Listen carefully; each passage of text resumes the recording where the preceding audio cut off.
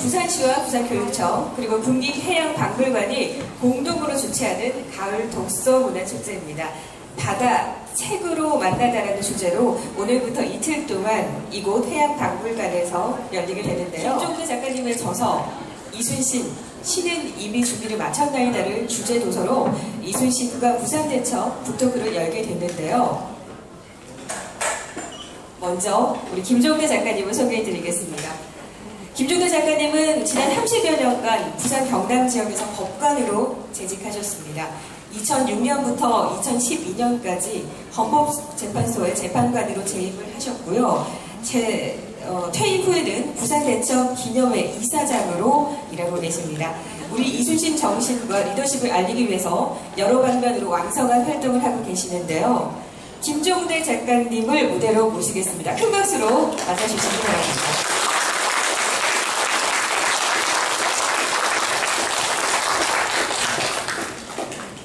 네, 큰 박수로 맞아주시기 바랍니다. 안녕하세요, 작가님. 작가님, 자리에 앉아주시면 감사하겠습니다. 오늘 많은 분들이 기다리셨어요. 한 말씀 부탁드립니다. 말씀 부탁드립니다. 예, 이 책을 쓴 김종대인데요. 저는 뭐 문학자도 아니에요. 근데 이 책을 써가지고 문학자인 것처럼 행실하게 만드는 기획을 만들었습니다. 근데 이 얘기에 관해서 오늘 이 축제에서 여러분들하고 얘기를 나눌 수 있게 돼서 봅니다. 반갑습니다. 김종대 작가님은 이순신 장군을 40여 년간 가슴을 품고 이순신 장군의 정신을 배우고 선양하고 계신데요. 그럼 김종대 작가님의 강연 이순신과 부산대첩 청해 듣겠습니다. 박수로 맞아주시기 바랍니다.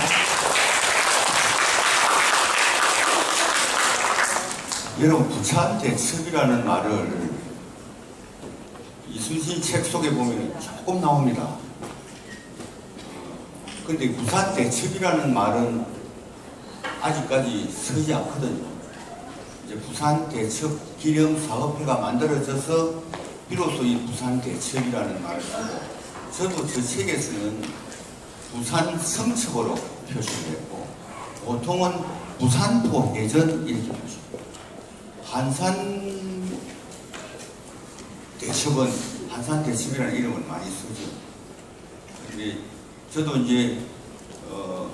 이제는 이 학계에서도 부산대첩이라는 말을 우리 대첩사업회가 발족되고 나서 앞으로 피면서부터 그런 용어를 많이 쓰게 되고, 저도 금년 11월에 이 책이 약간의 수정을 거쳐서 또 나오는데, 그때는 부산성첩을 부산대첩이라고 다 바꿔왔습니다.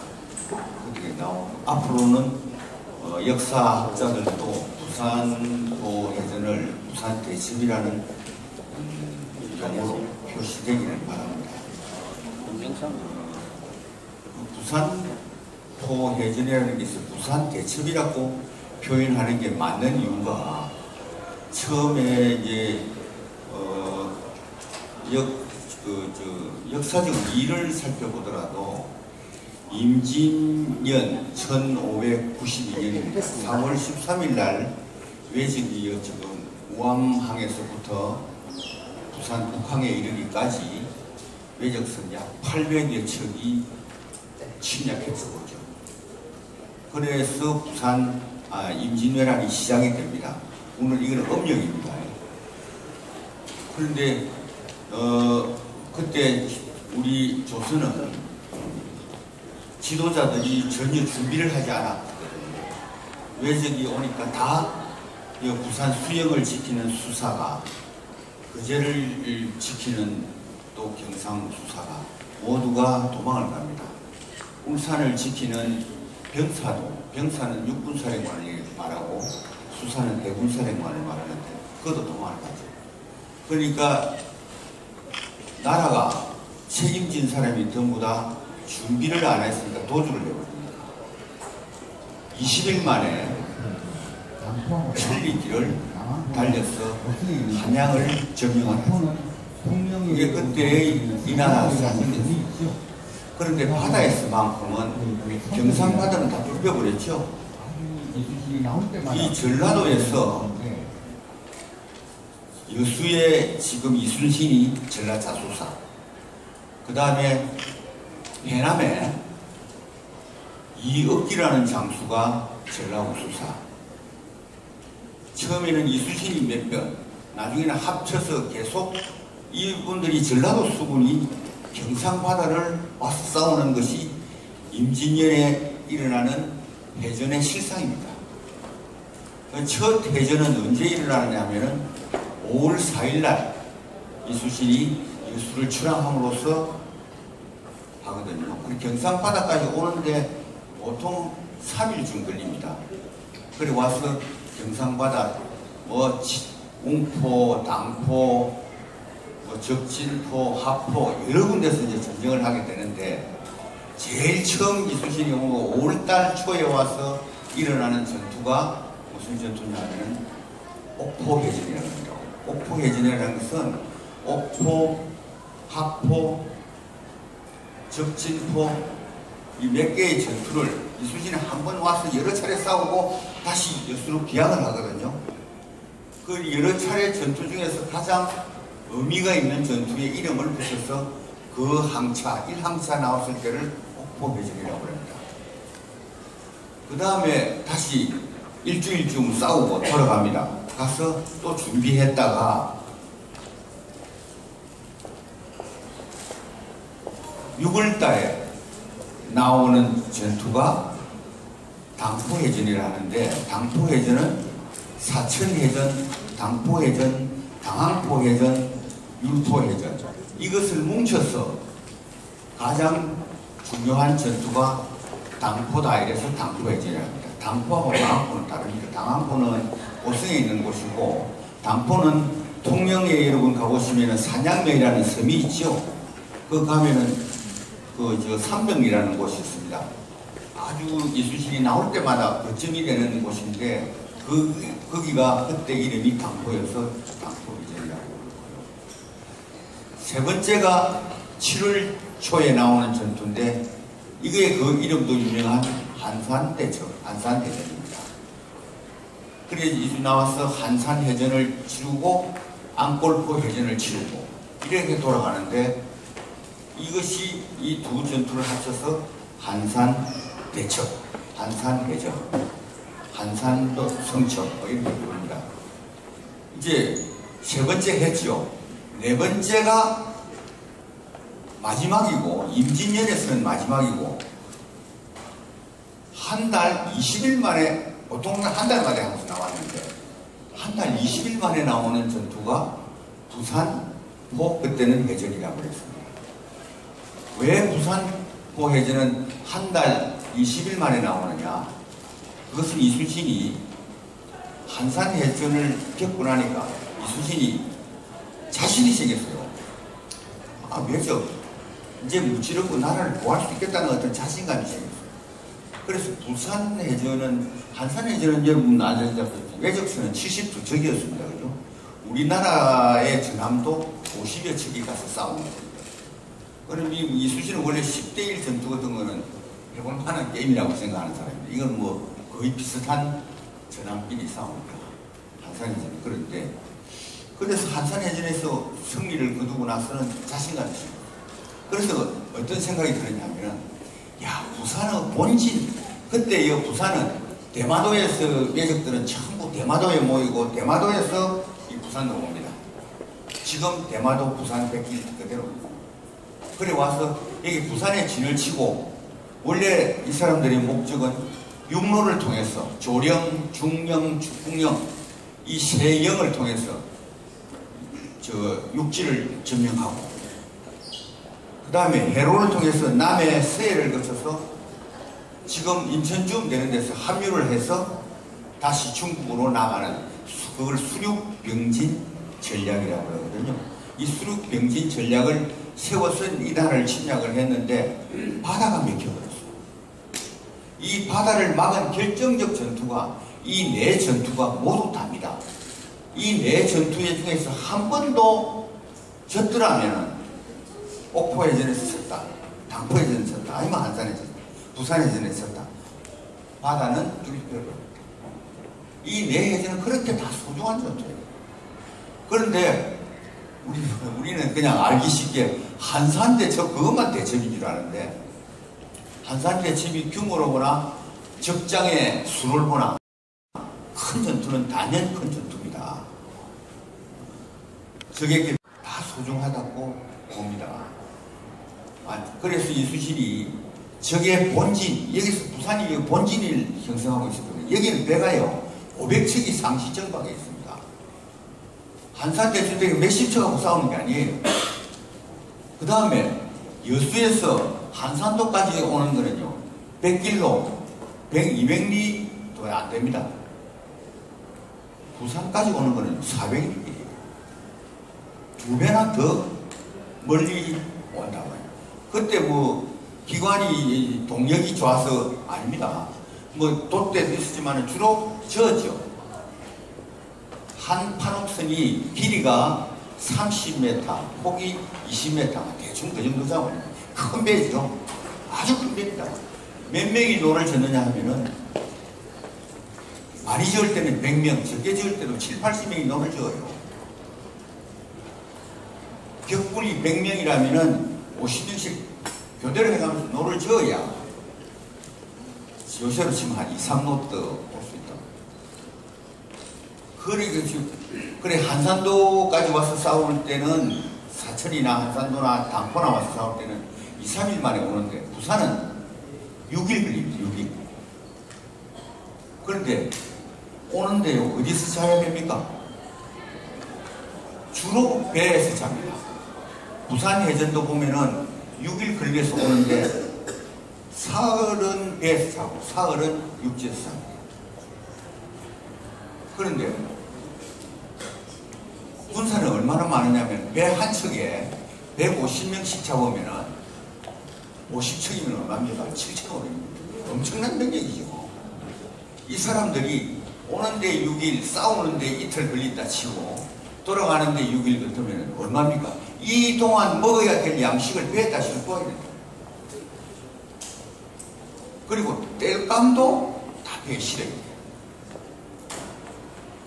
그런데 2, 3일 걸려서 와서 싸우고 돌아가는 거하고 일주일이나 걸려서 와서 싸우고 돌아가는 것은 전투를 하는 방법 면에서 상당한 차이가 나요. 그렇겠죠. 그래서 이수신은 다른 때는 특별히 준비하는 건 없지만 부산 해전에서는 전라 좌우 수군이 합쳤어요. 여수 앞바다에서 23일간 기동 훈련을 합니다. 그리고 이수신이 부산 해전에 와서는 다른 어떤 전투보다도 두려워요. 여기 500척의 배를 가지고 50척의 배로서 싸운다. 그리고 본진이 있다. 굉장히 두려운 전투입니다. 굉장히 두려운. 그래서 내가 아침에 이제 보니까 이수신이 두려운 건 이수신이 그랬어요. 8월 1일 날 음력입니다. 8월 1일 날부터 8월 23일까지 23일간 기동훈련을 하고 8월 24일 날 여수 앞바다를 출항을 합니다. 그래가지고 6일 만인 27일 날 5일 만인 27일 날 이수신 일기에 이래서 일어났습니다. 앞에 부분을 생략하고 서원포를 건너서 건너니 밤이 벌써 10시쯤인데 서풍이 차게 불어 나그네 마음이 산란했다. 이수신은 지금 방금 자기를 나그네라고 해요. 밤에는 꿈자리가 무척 어지러웠다. 이게 두려움입니다. 밤에 꿈이 아주 안 좋다는 거예요. 그 다음 일기를 보면 이래 나옵니다. 여기 이제 부산 해전은 마지막 일기입니다. 여기까지 28일까지 일기가 있고, 그 다음 28일 새벽에 앉아 꿈을 생각하여 보니 어젯밤에 꾼 꿈. 처음에는 나쁜 것 같았으나 도리어 좋은 것이 없다. 가덕으로 갔다. 가덕도로 갔다. 이게 무슨 말이에요? 여러분 어떤 꿈을 꿨을 때 안 좋을 때 좋게 돌리고 싶죠? 이순신 심지가 그랬다. 어떤 사람은 이순신을 뭐 신처럼 하는데 아니에요. 똑같이 고민하고 똑같이 두려워한다고. 그것을 극복해 가는 게 대단한 사람이었을 뿐이지. 그래서 꿈을, 안 좋은 꿈을 또 생각을 하죠. 좋은 쪽으로. 이 마인드를 돌려가는 거예요. 자기가 자기에게 용기를 주는 식으로. 그래서 첫날 29일 날은 낙동강, 서낙동강, 동낙동강 주변을 다 정비를 합니다. 그래야 부산을 공격할 수 있죠. 원래 조정에서는 이순신에게 뭐라고 했냐면은 낙동강에 있는 적을 쳐라 하는 명령을 이순신이 받고 옵니다. 그러니까 29일 날 낙동강에 있는 적을 한 6척 되는 배를 깨거든요. 그러고 나서는 이제 됐다 하고 돌아가도 누가 한 말도 없어요. 그죠? 거기서 또 한나절 이상의 배를 타서 부산 앞바다까지 오는 거.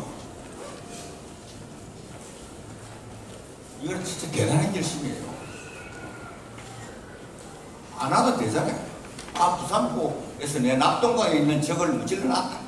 이 낙동강에 적을 무찌르는 이유는요, 외적들이 우리 좋은 우하들을 낙동강을 통해서 전부 수송을 해요. 이래가지고 끌고 가는 거예요. 그러니까 낙동강까지는, 부산 앞바다에서 낙동강까지는 외적이 그 구에는 절대 안 놓칩니다. 확보를 합니다. 그래서 이순신이 낙동강에 적을 무찔렀으니까 됐다 하고 가면은 뭐 자기도 죽을 위험도 없고 두려움도 없고 됐겠지만은 이 사람은 그래 할 사람 아니지. 자기 생각 별로 안 해요. 나라 생각만 하는 사람. 그래서 다음에는 낙동강 적을 그 다음에 날짜가 9월 1일입니다. 음력으로는 이제 29일 끝나면은 9월 1일이죠. 그 9월 1일이 양력으로는 10월 5일입니다. 이날 9월 1일 날 가덕에서 한밤 자고 둘째 날 낙동강에 적을 무찌르고 또 가덕 북쪽에서 한밤을 자고 거기에서 작전 회의를 해서 다시 이제 부산 본진을 향해서 출진하는 것이 그게 부산회전입니다. 그래 오는 가중에 석평포니 화준구민이 이런 각국에서 만나는 적들을 20몇 척을 여러 군데 만날 때마다 깹니다. 영도 앞에 와서는 2척을 또 깨고 그리고 지금 영도 다리가 놓여져 있는 곳을 그때는 철양목이라고 그랬습니다. 이 철양목을 통해서 들어옵니다. 들어와서 보니 475척이라는 표현도 있고 500여 척이라는 표현도 있고 누가 그거 일일이 세어봤겠습니까? 그래서 아마 우왕 쪽에서부터 북한 쪽에까지 그 배가 그냥 쫙 있었을 거예요. 일본 배도요 안텍슨이 굉장히 큰 배입니다. 우리 반옥선 비슷한 배거든요. 배 여러분 바다에 한번 뛰어보십시오. 10척 뛰어나가요. 바다 거기가 막힐 듯한 느낌인데 500척 뛰었다고 생각해보세요. 감히 거기를 쳐요. 그래서 거북선을 아마 2척을 앞에 세웠던 것 같아요. 여러분 거북선 2척이고 영도 다리 및 지금 초량목을 통해서 부산으로 들어오는 상상을 한번 해보십시오. 이미 오전에는 그 싸움을 24척의 배를 깨르라고 부산에 들어왔을 때는 아마 추측인데 오후 한 2시쯤 됐을 것 같아요. 초량목을 지날 때는. 그래서 이제 회의를 합니다. 지금 그때가 양력 10월 5일이면은 해가 6시 한 1, 20분 되면 좀 아침입니까? 그죠? 그러면 열심히 싸워도 해 있는 동안에 싸우면 4시간이라고요. 이수진은 부산 하루 종일 싸웠다 이래요. 그럼 자기는 아침에 일 나가지고 오면서 계속 싸웠으니까 하루 종일 싸운 거 맞죠? 이수진이 그래도 또 약간 과장은 좀 잘합니다. 그래서 아마 2시경부터 정걸 장군하고 원균 장군은, 원균이도 옵니다. 원균이도 배를 3척이나 4척 가지고 이수신 길을 따대겠습니다. 도망가다가 잡혀와가지고. 그래서 와가지고 2시 한 밤부터 한 서너 시간 싸우는 것이 부산해전인데, 그 우선 2척이 왔어요.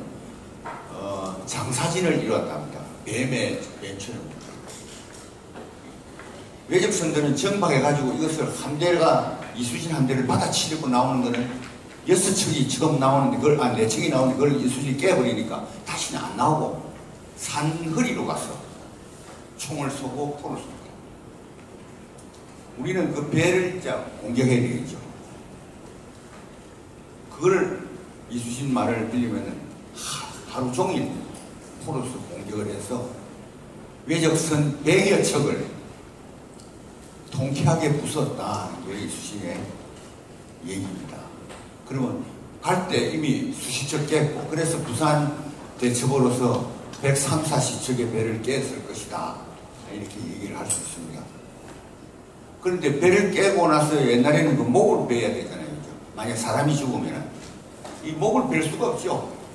많은, 적지 않은 사람이 죽었을 겁니다. 그죠? 그래도 목을 베러 들어갈 수가 없고, 배 깨는 데만 전념해서 밤 늦게까지 싸워서 적으로 하여금, 이수신의 표현을 빌리면 적으로 하여금 벌벌 떨게 하여 다시는 꼼짝 못하게 만들어 놓고 나왔습니다. 이게 이수신입니다. 그러니까 이 4번의 해전, 마지막 해전을 통해서 적을 꼼짝 못하게 묶어놓고 끝을 냈습니다. 이렇게 표현할 수가 있고, 그러면서 또 이수신이 일반합니다. 장수들의 공을 논하자면은, 이때까지 한산해전까지 내가 몇십 척 깼는데 불과하지만은 여기에는 단위가 틀립니다. 100여 척의 배를 깼다.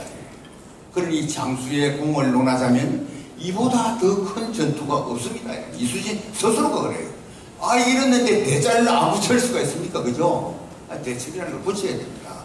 전략적으로도 부산 해척이 종결전이 되어서 우리가 재건을 그 후에 4, 5년간 계속 장악할 수 있었고, 재건을 장악할 수 있었기 때문에 수륙병진으로 하려는 외적이 한쪽 다리를 잃고 절름발이가 되는 바람에 우리가 이길 수 있었고, 또 그 전과가 이수신의 표현을 빌리면은 이보다 더 큰 전과를 거둔 전투가 없다 했는데 우리가 여기에 대자를 안 붙일 수가 없다는 겁니다.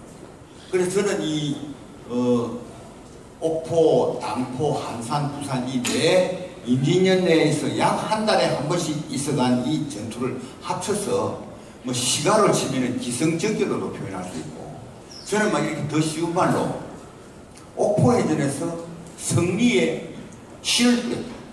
승리의 신을. 당포해전에서는 그 시에서 가지와 줄기가 무성해졌다. 한산해전에서는 꽃을 피웠다. 부산해전에서는 열매를 맺었다. 그러니까 뭐 아주 잘 돌아가는 것 같아요. 그러면은 이 부산 앞바다에서 부산포, 부산 대첩을 통해서 나라가 구해지는 결정적 전투가 있었는데도 불구하고 이유가 무엇입니까? 이 부산 대첩, 부산포 해전이 역사가 드러나지를 못했어요. 이때까지. 뭐 한산해전만 계속 드러나고 이수신 하면은 한산도로만 생각하는 이유는 이수신이 죽고 그 몇 년 후에 통제영이 지금 육지통령으로 옮겨갑니다. 한산도는 원균이가 이수신의 뒤를 이어서 통제사가 되었다가 칠천장 해전에서 조선수군이 전멸하잖아요. 전멸하고 나서 이수신이 찌꺼기 12척을 가지고 다시 수군을 재건하고 정유재난이 일어났을 때 다시 승리를 거둔 게 그 유명한 명랑해전이고요. 명랑해전 거치고 나서 1년여 만에 바로 이제 외적이 철수할 때 이게 노량에서 싸운 것이 마지막 전투 노량해전입니다. 그래 나와서 한산회전을 치르고, 그래서 이 전투를 임진년에 있은 이 네 번의 전투는 아까 말했듯이 그런 일체적으로 파악을 해야 된다. 그런데 그 부산 대첩은 바로 이 장소에서 나라를 지킨 결정적 행위가 전투가 여기 있었다. 이것을 우리 국민이 모른다 하는 것이 저는 참 아쉽더라고요. 그 아쉬운 차에 드디어 부산은 말이죠. 부산은 1980년에 우리도 부산 시민의 날을 정하자 이렇게 됐나 봐요. 시에서. 그래서 위원회가 구성이 되고 6날짜가 후보로 올랐나 봐요. 마지막까지 올랐던 게 송상현 부사가 순국한 날 하고 부산 대첩의 날하고 올랐던 것 같은데, 그런데 야, 성리의 날이 있다. 부산 시민의 날은 좀 그런 관점에서 접근하자. 그래서 부산 대첩의 날이 부산 시민의 날로 1980년에 제정돼가지고 지금 올해 40년째입니다. 그런데 아직 우리 부산 시민들이 0.01%도 적어도 작년 기준으로는 몰랐어요. 부산 대첩 그거하고 시민의 날은 무슨 관계가 있는데, 부산 시민의 날은 10월 5일 날 가을이 익어갈 때 뭐 좋은 날을 골란 거 아닌가? 다 그렇게 해놨고, 그래서 이제 저하고 뜻을 같이 했던 이수신 동지들이 부산에 한 8, 90명 있습니다. 이수신 강사들을 제가 1, 2, 3기에 걸쳐서 양성하고 지금도 4기를 양성하고 있고, 이제 이게 마지막으로 여수에도 1, 2, 3기에 이수신 강사를 양성했고, 서울에서도 1, 2, 3기에 이수신 강사들을 한 8, 90명 양성했고, 전국에 한 250명이 됩니다. 이분들이 지금 많은 사람들에게 이수신을 전하고 있습니다.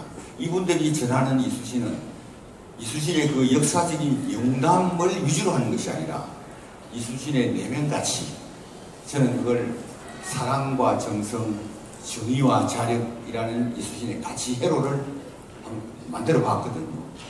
이수신의 사랑을 전하고 있으신의 정성을 전하고 있으신의 정의를 전하고 있으신의 자력을 전하는 전도사들이 지금 전국에 있는데 적극적으로 많이 활동하는 사람도 있고 쉬고 있는 사람도 있고, 그러나 그것은 그래 어떻게 잘할 것인가 하는 것은 신이 아닌 바가 아닙니다. 그래서 이 부산 대첩이 부산 시민의 날이 되고 나서 40년, 부산 대첩이 있고 나서 427년이 되었건만 우리 국민이 이 위대한 호국의 역사를 아직도 바닷속에 감추고 있는 것이 원래 안타까워서 만드는 것이 부산 대첩 기념 사업회입니다. 사업회를 만들어서 주로 그 중심이 되는 분이 아까 우리가 양성했던 이수신 전도사들이 힘을 합쳐서 하고 있는데요. 저는 부산 시민 만 명의 회원을 확보하면은 동력이 생기겠다고 생각했는데 지금 유감스럽게도 1000명, 법인이 한 60개, 개인은 한 1000명에도 채 미치지 못하고 있습니다. 그것도 이제 5천원, 만원 이렇게 회비를 내라 하는 게 부담이 되는 것 같아서 이제는 사람이 중요하다. 그래서 전번에 부산 대첩 기념사업회 기념식을 하고부터는 1000원, 2000원으로 바꿔라. 그래서 그런 금액에 관계없이 이 뜻을 같이 해서 부산 대첩을 드러내면 그 밑에 누가 따라오겠습니까? 저는 이수신 따라옵니다. 이수신이 따라와서 부산 대첩에서 거둔 이순신의 정신을, 그게 우리가 부산 대첩의 정신이라고 할 수 있겠죠. 부산 대첩의 정신을 끄집어내면은 좀 이 갈등하는 사회가, 정치, 경제 모든 면에서 갈등하는 사회가 좀 상생으로 갈 수 있지 않겠느냐, 좀 병든 세상이 건강해질 수 있지 않겠느냐. 이순신의 정신을 약재로 한다면 그것이 이수신 제가 하고 있는 사업의 아주 기본년 뒤에, 그리고 부산 대첩 기념 사업에도 그 기본을 벗어나지 않고 부산 대첩의 정신을 우리 국민들에게, 부산 시민들에게 전하고, 우리 부산 시민들도 이수신이 그 부분도 바로 이 부산 아파트에 와서 이를 살리기 위해서 목숨을 걸고 싸웠구나. 그래서 그 승리함으로 인해서 이 나라가 살게 되구나. 그렇죠. 그때 그 부산 대전에서 졌더라면 여러분하고 이런 얘기 못합니다. 이 남쪽 내도는요 아마 일본 땅이 됐을 것이고, 위에 땅은 중국의 윗선국가처럼 돼 있을지도 몰라요. 왜 그러면 강화 협상 때 그렇게 협상을 했거든요. 그러니 이 부산 대첩의 역사를 오늘에 살리는 것은 부산 시민들의 책무이기도 하다. 국민의 책무이기도 하지만 더구나 국민 중에서도 부산 시민들의 책무이기도 하다. 이래서 부산 대첩 사업회를 했고, 요번에 이제 해경하고 이제 MOU도 체결해서 해경의 큰 군함을 요번에 빌렸어요. 그 가판이 한 150평이나 넘습니다. 거기에 부산 시민 300여 명을 초청해서 거기서 기념식을 했어요. 거기서 기념식을 하고 그 배를 타고 가덕까지 가서 이수신이 돌아온 부산 대첩로를 한번 해보자. 요번에 풍랑이 좀 있어서 일부는 생략됐지만 대충 그 항로를 따라서 오면서 부산 대첩을 설명하고 그 이수신 전도사님들이 많은 얘기를 하면서, 그리고 10개 가까운 공연을 또 했습니다. 그래서 아주 재미나는 시간 한 4시간, 5시간을 보냈습니다. 그거 이제 이 취지를 이제 우리 부산시에서도 좀 알아줘가지고 시장님도 부부가 또 참석을 해주고, 그래서 이제 시장의 입을 통해서 부산 시민의 날의 원류가 부산 대첩이고, 부산 대첩이라는 것은 이수신 장군이 나라를 구하러 거북선을 앞세고 부산 앞바다에 와서 싸운 승리의 역사다, 이 말씀을 합니다. 그리고 그날 저녁에는 거기서 또 어디입니까, 부산 시민공원에서 기념식을 했거든요. 그때도 이제 오 시장이 또 막 그 얘기를 하더라고요. 이제는 선전은 잘 됐구나 이렇게 생각을 했어요. 시장이 확실히 이제 알은 것 같으니까 우리 시민들께서도 이제 여러 경로를 통해서 쉽게 알 수 있는 길이 안 넓어지겠느냐, 그렇게 생각을 했습니다. 이 책에서도 썼고, 책에서는 뭐 부산 대전을 역사적 사실만 쓰고 정신 같은 거는 안 했는데, 저는 그래서 이제 이런 이야기를 하다 보니까 부산포 해전에서 우리가 받아들여야 될 정신이 있을 것 같다. 부산포 해전은 이수신 혼자서 이루은 전투는 아니거든요. 그 여러 국의 영웅들이 힘을 합쳐서 이루은 전투입니다.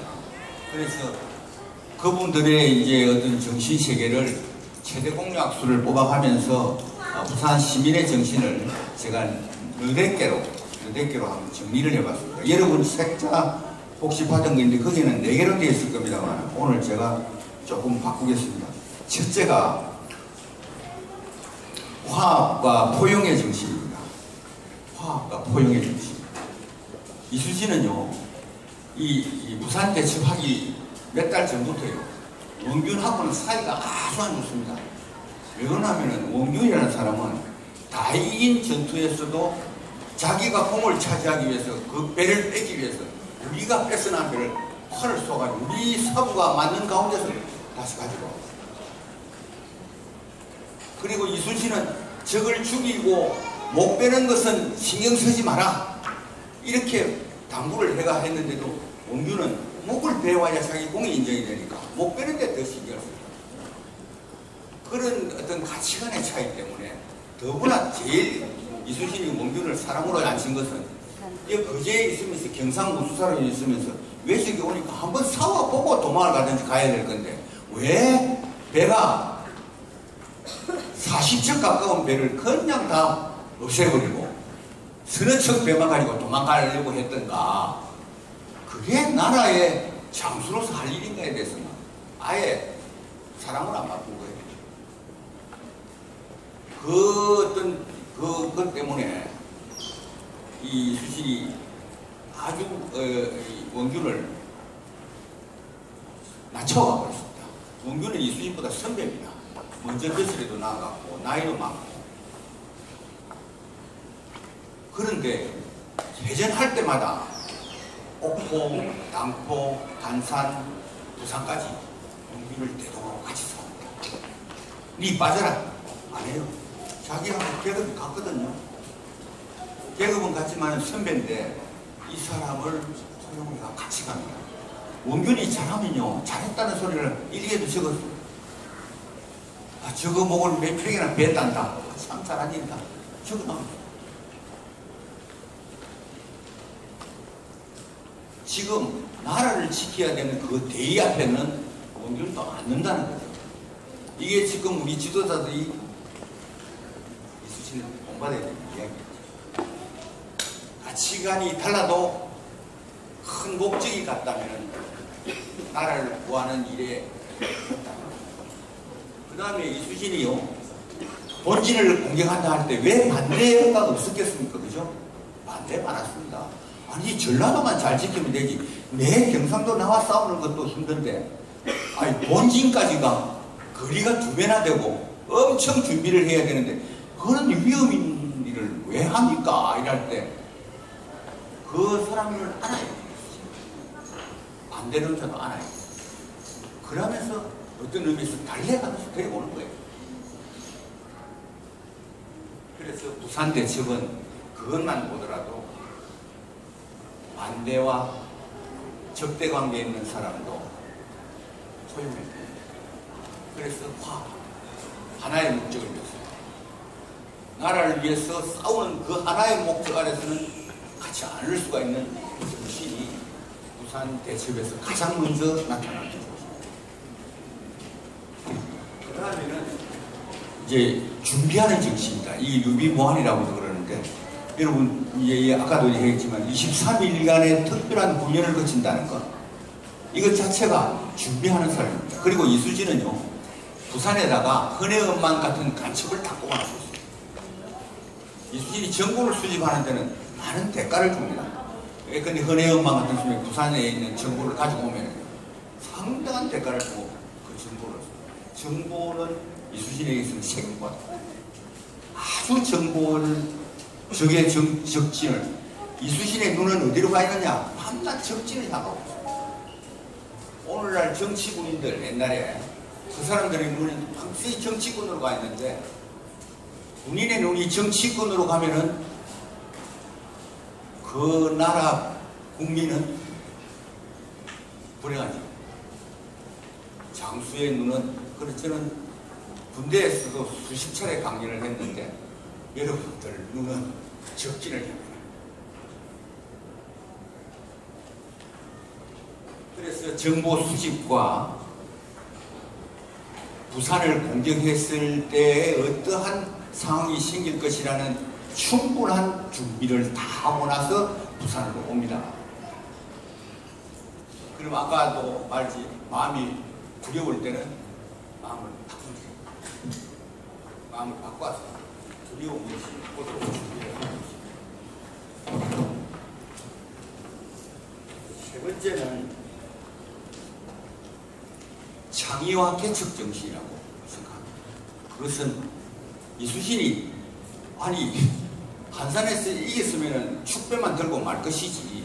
세 번째, 왜 또 부산을 본진을 치겠다는 어떤 발상을 하느냐. 이 굉장히 창의적인 발상입니다. 그렇죠? 이 창의적인 발상은 있었기 때문에 이제 나라가 살게 되는데요. 그 다음에 부산에 들어올 때 앞에 선 2개의 배는 거북선입니다. 이 거북선이라는 배는 우리나라 역사에서 실전에 등장하는 것은 이수신이 처음인데, 이름은 옛날에도 있었나 봐요. 고려시대 때문에. 거북선이라는 것은 왜 만들었느냐? 왜 적은 총을 쏴야 돼? 우리의 주력 무기는 활이다. 총과 활이 부딪히면 누가 이깁니까? 총알을 막으면서 적진을 향해서 돌진할 수 있는 배가 필요한 거예요. 막아야 되겠죠. 저기 뛰어들면 막기 위해서 쇠산 뽑아야 되겠죠. 그 다음에 깜깜하니까 일본에서는 거북선을 맹선이라는 게 있습니다. 소경배, 이게 깜깜하게 했다니. 그런데 안에서 이쪽에 6개, 이쪽에 6개 포구멍을 앞에 용머리에도 뚫고 뒤에도 뚫고 이랬답니다. 그래서 거기서 포와 활을 쏠 수 있도록 만들었다. 아니, 기본 원리는 그렇습니다. 그래서 적의 총을 막으면서 돌진할 수 있는 최신 무기가 생깁니다. 그래서 부분이 이제 철판을 깔아야 되겠죠. 그래서 뭐 과장해서 철갑선이라고 하는데 그것은 좀 오바인 것 같고, 하여튼 필요한 부분에 철을 뚫었으니까 철갑선이 아니다. 그것도 뭐 아닌 건 아니고요. 그 다음에 이 거북선을 만드는 것 자체가 이순신의 창의물입니다. 이 거북선을 만들다가 실패해서 못 잡겠어요. 이순신 끝나죠. 쓸데없는데 시간과 비용을 낭비해서 군사의 사기를 떨어뜨렸다. 뭐 제목은요 달면 됩니다. 그죠? 그 다음에 장사진을 쳤다. 이것도 이순신의 창의적인 진법입니다. 거북선으로 가지고도 싸우는데 한산해전 때 친 진투를 하객진이라고 그러거든요. 하객 날개. 한산바다는 좀 넓습니다. 그죠? 그런 날개 치어서 한산해전에서 하객진을 친 거는요. 하객 날개처럼 이게 다 모은다고 저걸. 거기에 포를 쏘면요. 포가 그때 400 몇십 년 전에 정확할 리가 있겠습니까? 그런데 모아놓고 가면 어느 배나 맞지요. 그게 안 맞겠어요. 가끔 하나 들어가 있는데 정확하게 그 포를 맞추는 거는 굉장히 어려웠을 것 같아요.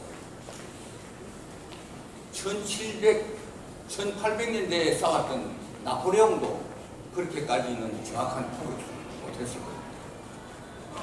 그래서 모여 있는 가운데 한 척의 구멍을 뚫어버리면 혼란이 있고, 그때 호날 중타 거북선이 들어가면은 야, 이 무슨 전투가 된다. 기본적인 발상은 그랬다. 그래서 하객진을 쳤는데 부산은 다르거든요. 와야 하객진을 치죠. 나오질 않는데. 그러니까 장사진이 가장 효율적으로 적을 타격한다. 이런 것도 이 사람의 머리가 자기성으로 아주 공장이 되어 있기 때문에 그렇다. 그래서 우리는 부산에서 부산포해전에서 적의 감히 본진을 거북선을 앞세워서 장사진을 쳐서 공격해 승리를 거둘 수 있었던 것은 이순신의 창의와 개척 정신이 있었습니다. 그다음 네 번째 마지막으로 저는 성공부사의 정신이라고 이랬는데요. 종래 그랬습니다. 종래라는 것은 어제까지. 그래서 그 말을 왜 했냐면은 공을 위해서 공공, 나라라. 나를 버려서 하나로 단결하고, 공을 위해서는 나의 목숨을 버려도 좋다. 내 개인의 목숨을 버려.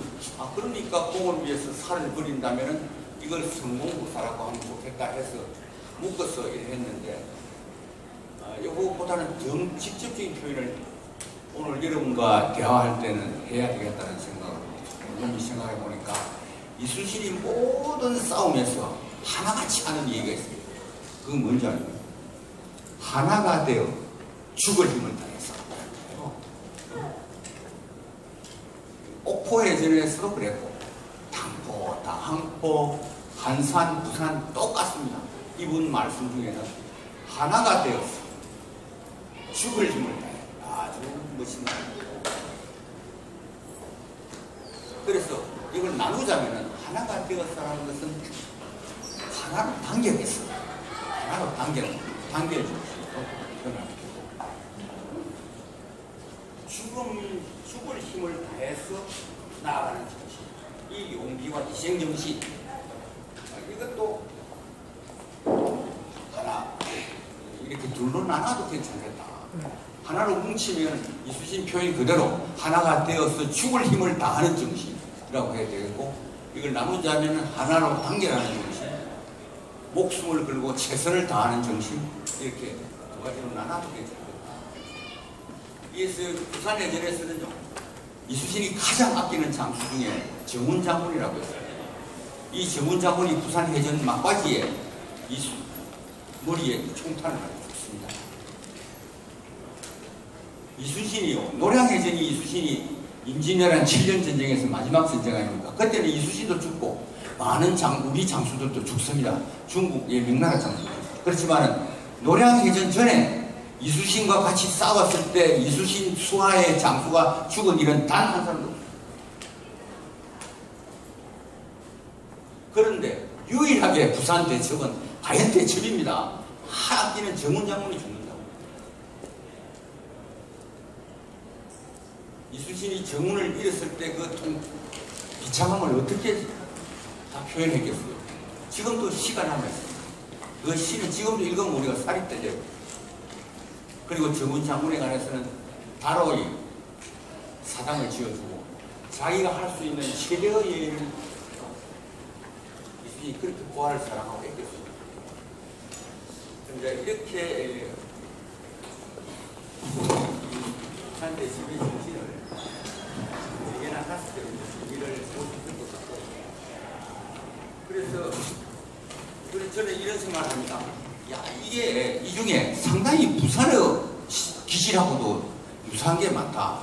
부산이 바다 아닙니까? 부산에는 그 지역색 같은 거 별로 없더라고, 그죠? 어디 데서 와서 같이 살자는 거죠. 화합 포용 하는 거예요. 바다가 그렇잖아요. 그 다음에 부산 사람 기질이요, 한번 하면 끝장 보자는 그런 기질도 있는 거예요. 죽을 힘을 다해서 최선을 다하자. 내 한 몸 때에 따라서 죽어도 좋다. 이런 기질도 있는 것 같고, 부산 사람도 굉장히 창의와 개척 정신이 있는 것 같고, 그 다음에 부산 사람이라고 준비 안 합니까? 그래서 이런 정신들을 부산 시민 정신하고도 연결시키는 것도 의미가 있겠다 싶은 생각이 들었거든요. 그리고 또 부산 시민의 날, 아까 말했듯이 6날 중에서 굳이 부산 대첩의 날을 오한 이유는 그때 우리의 부산의 선각자들이요, 이 부산 대첩의 정신하고 뭔가 좀 공통점이 있다고 생각해서 그랬을 거 아닙니까? 그래서 그래 보면은 이미 우리 부산의 그 선지자들이 이 부산 대첩에서 생기는 그 성공의 역사, 정신을 부산 시민 정신으로 받아들인 것이 아닌가. 그리고 이것은 앞으로 학자들이나 많은 사학자들이나 또 기타 문화에 종사하시는 분들이 토의를 통해서 부산 시민의 정신을 정립해 갔으면 좋겠다. 이것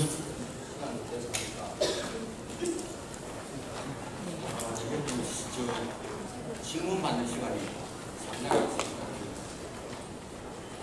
있습니다. 네, 여러분 질문을 받고. 김종수 작가님의 강연 잘 들었습니다.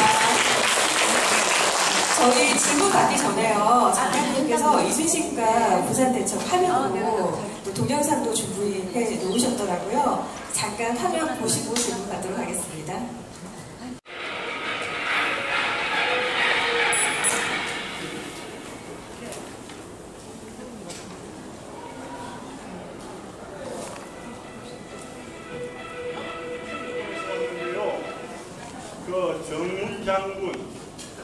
정장군 그 제각이 다대포 모른 데에 있는데, 그 모른 데 제각이 모른 데 안에 있는데 거기에 군사 기지가 때가 철조망을 안 쳐놨습니다. 그래서 일반 사람이 못 들어간단 말입니다. 정에다가 구름 문자이잖아요. 모른 데는 구름이 사라진 곳이 모른 데라고 그래요. 그래서 정운 장군이 그래 있거나 말거나 얘기입니다. 정운 장군이 그것을 지날 때 모른 데다, 아하, 내가 여기서 순직하겠구나 하는 생각을 했다고 그래요. 그 인연으로 아마 모르는 데서 그런 어떤 사당이나 그 비석을 세웠던 것 같은 분들을 다 해서 영웅 공원을 만들어서 우리 국민들에게 자라는 아이들에게 호국 정신을 일깨워주면 참 좋겠다. 그 사업을 추진하고 있으니까 여러분 좀 많이 믿어주십시오.